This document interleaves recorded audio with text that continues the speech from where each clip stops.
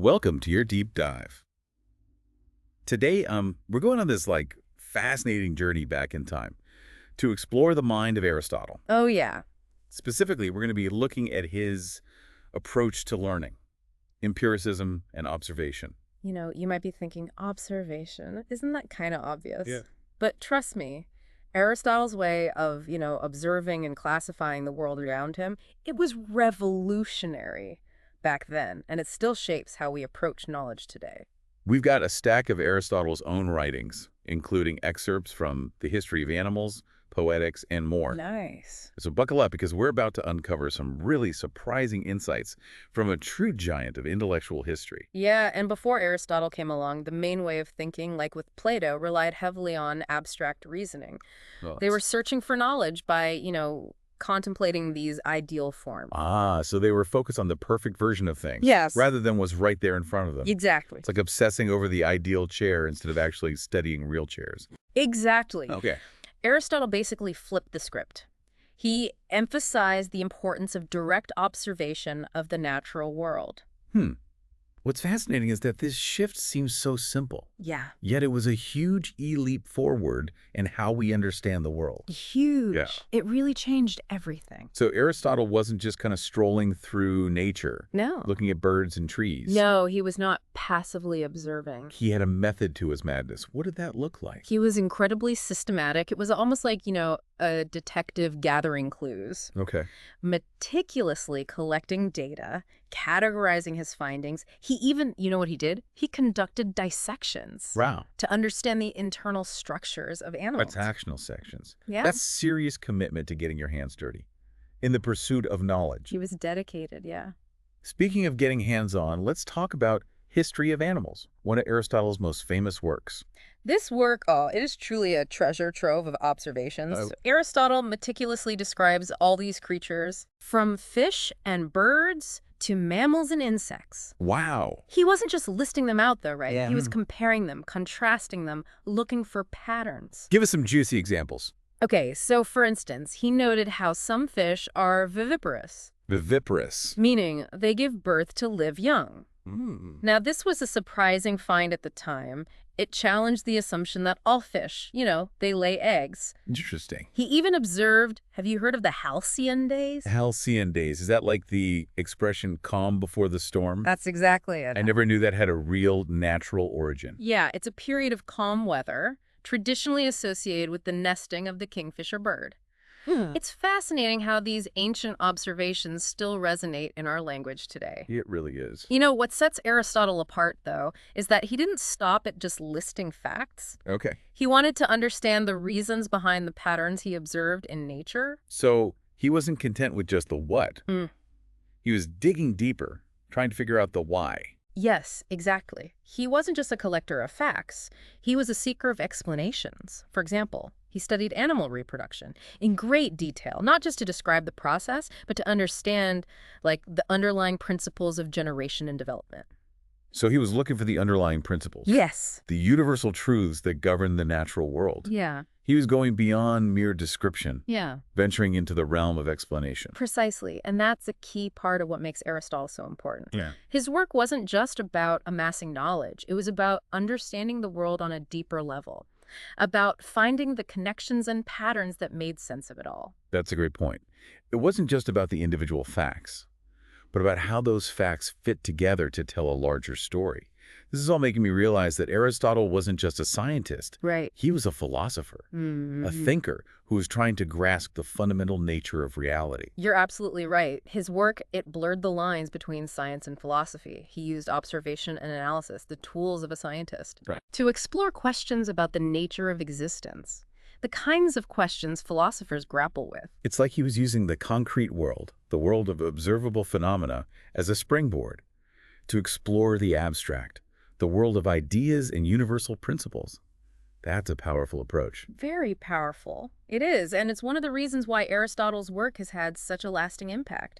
He showed us that by observing the world carefully, by paying attention to the details, we can start to unravel some of the mysteries of existence. So Aristotle wasn't just about frogs and fish. No. He was about using those frogs and fish and everything else he observed Yes. to understand something bigger, something more fundamental, I about the know. world and our place in it. Exactly. And that's a legacy that continues to inspire us today. His work reminds us that even in a world of increasingly complex technology and abstract theories, there's still immense value in direct observation, in getting our hands dirty, so to speak, and engaging with the world around us. That's a great takeaway, and a perfect place to pause for now. We've covered a lot of ground. From Aristotle's revolutionary approach to knowledge to his meticulous observations of the natural world. But we've only just scratched the surface of his incredible legacy. Join us in part 2 as we delve deeper into his methodology and explore how his ideas continue to shape our understanding of the world.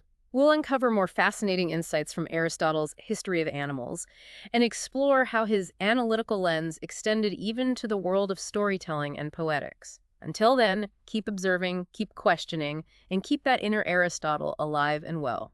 Welcome back to our deep dive into the mind of Aristotle. In part 1, we talked about his emphasis on observation, Yeah. really looking at the world. It was a huge shift in thinking, wasn't it? Yeah. Remember how we discussed how he meticulously studied nature? Yeah. His curiosity just seemed endless. It's what led him to History of Animals. Right, where he categorized and analyzed all those species. It's amazing to think how many observations he made. It really is impressive. But today, I'm really curious about, the nuances of his method. Okay. What made his approach so impactful and so lasting? Well, we have to remember that Aristotle didn't just observe for the sake of observing. Right. He had a purpose. He was trying to understand the underlying causes, the principles of the natural world. So it wasn't just about collecting a bunch of cool facts. Right, exactly. He was looking for a deeper meaning. He wasn't satisfied with just describing what he saw. Okay. He wanted to explain it, to reveal those, hidden connections and relationships that shape the natural order. Do you have, an example of how this worked in practice? Sure. Think about his study of how animals move, locomotion. Okay. Aristotle didn't just observe that animals move in different ways. Right. He dug deep into their anatomy, the muscles, bones, and limbs. He wanted to know how those structures actually affected their movements. So he was connecting their form and function, Exactly. recognizing that how an animal is built is connected to its behavior. Right. Precisely. But he didn't stop there. He also thought about the environment, recognizing that where an animal lives and how it lives plays a key role in shaping how it behaves. It's like he was laying the groundwork for modern fields like biology, zoology, even ecology. You got it. It's really amazing. His approach was way ahead of its time. He was tackling these fundamental questions that scientists still struggle with today. So beyond just observation, what other tools did Aristotle use? Comparison. That was a huge part of his method. He would compare and contrast different species, looking for, similarities and differences in their anatomy, behavior, and life He cycle. was looking for those patterns, right? Trying to find those common threads that could reveal something fundamental about life. You nailed it. Like when he compared the reproductive processes of different animals, Okay. he looked at oviparous and viviparous species. That led him to insights about different ways animals generate and develop. It's pretty amazing how seemingly simple observations could lead to such big ideas, isn't it? It is, and that's the beauty of Aristotle's approach. It starts with what's tangible, what you can see and touch, but always aims for a deeper understanding. But wait, wasn't Aristotle also known for his work on logic? He was. Where did logic fit into all this empirical observation? That's a great question. For Aristotle, logic wasn't separate from observation. Okay. It was a tool to refine and organize the knowledge that he gained from empirical investigation. So it wasn't just about collecting data, it was about making sense of it, right? Analyzing it. He used logic to find those patterns, to draw inferences, and to make sure that his conclusions were based on solid reasoning. It sounds like Aristotle's methodology wasn't just about science, but about a way of thinking, a way of approaching problems with observation and analysis. I completely agree. And his method went beyond specific disciplines. It was about understanding the world, about seeking truth in all its complexities. So we've talked about observation, comparison, and logic as parts of his method. Were there any limitations to his approach? Well, we have to remember that he was working with the tools and knowledge available at the time. Right. He didn't have access to the technology we have today. So his observations, even though they were meticulous, were still limited by what he could directly see and experience. That's right. And that led to some, inaccuracies. Yeah. For example, he didn't have advanced dissection techniques or microscopes, so his understanding of anatomy and physiology wasn't perfect. It makes you realize how far we've come since then, but also how much he got right. It does. Despite those limitations, it's really remarkable how much he got right. His focus on observation, his systematic approach, and his use of logic, these are all still the foundation of scientific inquiry today. His work is a real testament to the power of curiosity, isn't it? Absolutely. Our constant desire to understand the world around us. I think we're ready to move on to the final part of our deep dive. Okay. We can explore the legacy of his methodology and how it's impacted Western thought. I can't wait. But before we do, listeners, take a moment and think about what you can observe more closely in your own lives. What questions can you ask to understand the world around you better? Remember, channeling your inner Aristotle can lead to some amazing discoveries. Welcome back to the Deep Dive.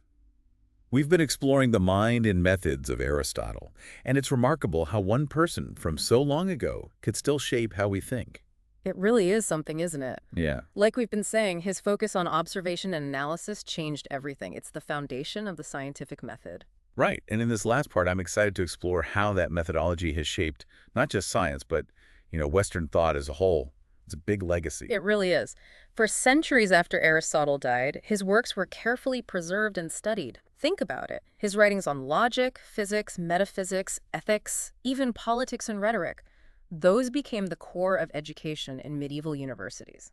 So he wasn't just influencing science. His ideas were shaping how people saw the world, their place in it. Absolutely. Like his ideas on logic, they became essential tools for philosophy and theology for centuries. His emphasis on reason and observation had a huge influence on how we in the West think and understand things. It's mind-blowing to think about how far his influence reached. But it wasn't just academics, was it? It seems like his ideas had practical uses too, like in medicine, right? Oh, absolutely. His work on anatomy and physiology, for instance, laid the groundwork for so many later advancements. Wow. It shows how his ideas weren't just theories, they were used to solve real problems, to fuel new discoveries. So we've seen how big Aristotle's impact was back in ancient and medieval times. Yeah. But are his methods still relevant today? In our world of, technology and instant information, I'm a little skeptical. I understand the skepticism, but the answer is a big yes. Our tools have obviously advanced a lot since Aristotle was around, but the core principles of his method, they're still completely relevant. Really? How so? Well, think about it. Careful observation, systematic comparison, rigorous analysis. These are the essentials of scientific inquiry, no matter what tools you're using. So even though we have things like powerful microscopes and telescopes, we can analyze tons of data with computers. The basics of observing, comparing, and reasoning, they're still at the heart of discovery. Exactly. And it goes beyond science, too. Any field where we're trying to understand complex things, whether it's economics, psychology, even art, Aristotle's methods can be a guide.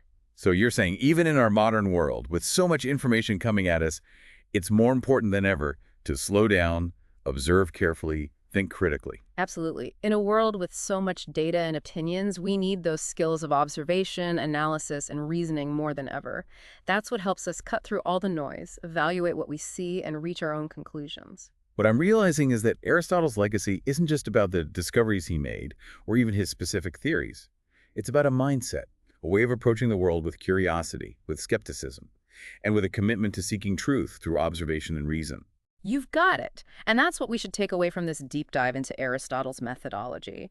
It's not a rigid set of rules, it's a way of thinking, a way of engaging with the world that helps us learn, grow, and make sense of this complex reality we live in. So to our listeners, as we wrap up, we encourage you, channel your inner Aristotle, embrace your curiosity, observe the world with intention, ask those questions, and don't be afraid to challenge assumptions. Remember, knowledge is a journey. Enjoy the process of discovery, and you might just find something truly amazing. Thanks for joining us on this fascinating look into the mind of Aristotle. We'll see you next time for another deep dive into ideas that matter. Until then, keep observing, keep questioning, keep diving deep.